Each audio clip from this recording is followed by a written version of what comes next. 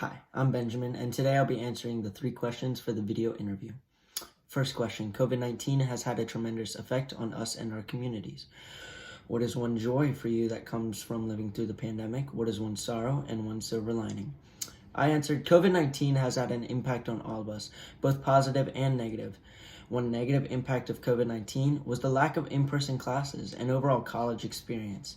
Although online classes were effective and worked in almost every way, I feel as if I've lost the experience of being a freshman in college, from in-person classes to meeting my professors and everything else that comes with being a freshman in college.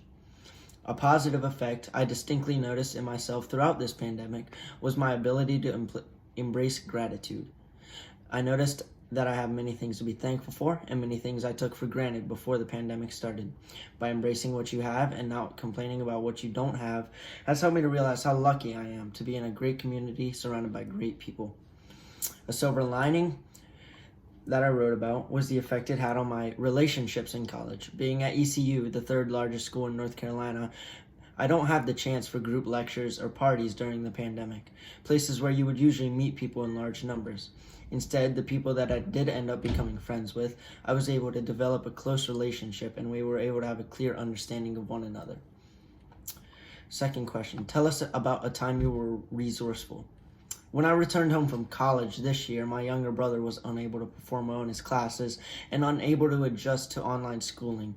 And with my mother working virtually as a special education teacher for high schoolers, most hour of the day, she was unable to assist him in the way that was needed. Now, being on break from classes from East Carolina, I was able to create a well-worked schedule and plan out his weeks, factoring in the missing work in order to get him back on track in school.